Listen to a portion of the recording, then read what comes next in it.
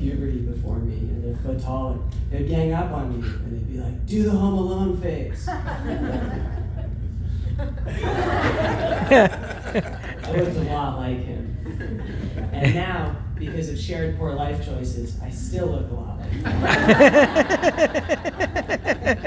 But I really liked that compliment a lot more as a kid. It's tough. Time passes and by. Neither one of us wants to look like Macaulay Culkin.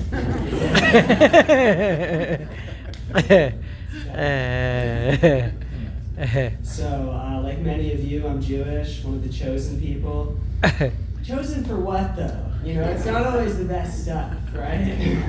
It's hard being Jewish. Yeah, so speaking of things that are hard, circumcision's interesting.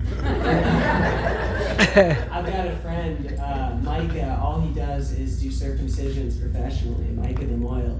And his wife, Shira, is a real ball breaker. He'll come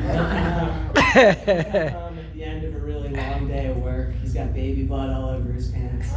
He's turning the door handle, and she's like, "How much money did you make today?" He's like, "Just the tips." I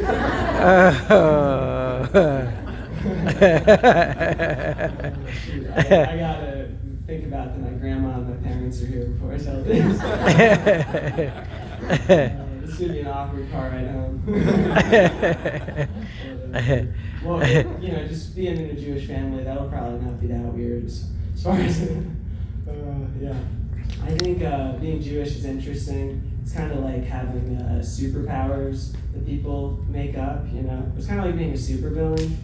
I don't know, like you'll travel around and like, you know, I went to Europe and it's weird how anti-Semitism is over there. They're like, these people control the economy, they control the government, control the banks, we gotta get rid of them. And then I went to Japan with my grandma 10 years ago, and they learned all those facts about us, quote unquote facts, but had a completely different reaction to that information. They were like, "Can we get Jews over here?" They're so excited to have me.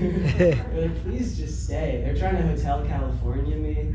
I had a tour guide ask me for stock tips. And I was 15 at the time. I was like, "I might be Jewish, but I'm just a horny teenager." You guys Pornhub? On there a lot?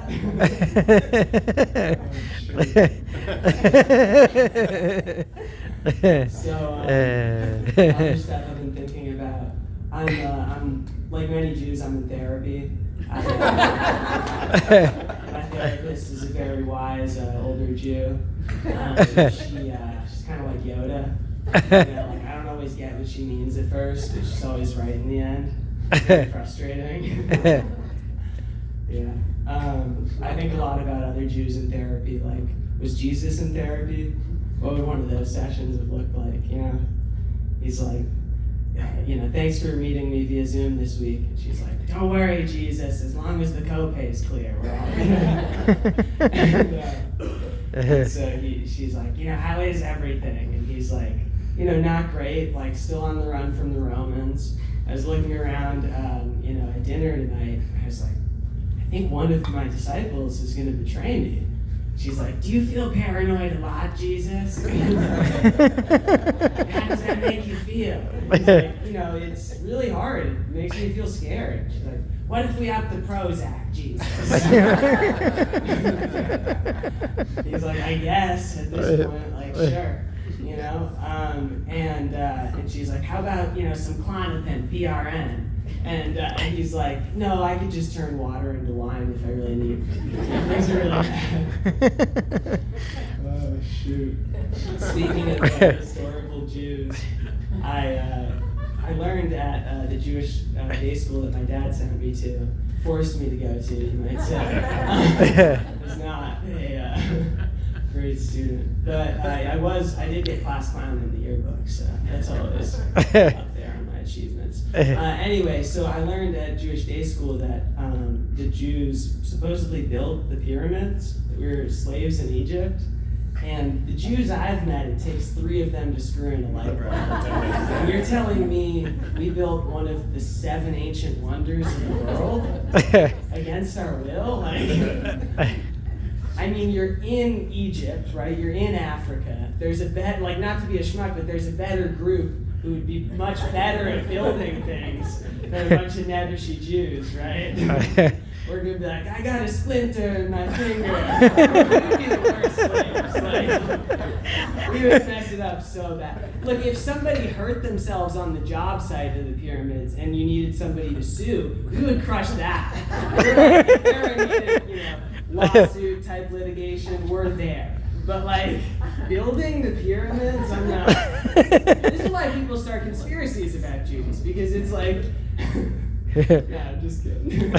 But that one got me in trouble. I was like, why? I did not get that. My rabbi, can you imagine my poor rabbi just trying to deal with me every Sunday? Oh, it's tough. It's really hard.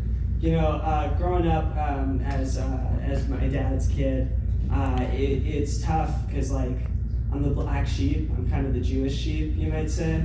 And my brother, he works for the World Bank. People are like, Jews don't run the economy. I'm like, right. They don't.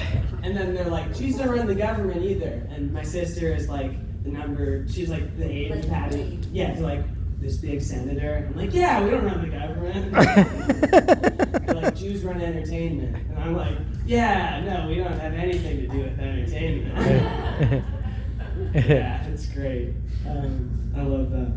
My last thing I've been thinking about is my best friend from college is Catholic, so we've got the guilt and shame covered between us.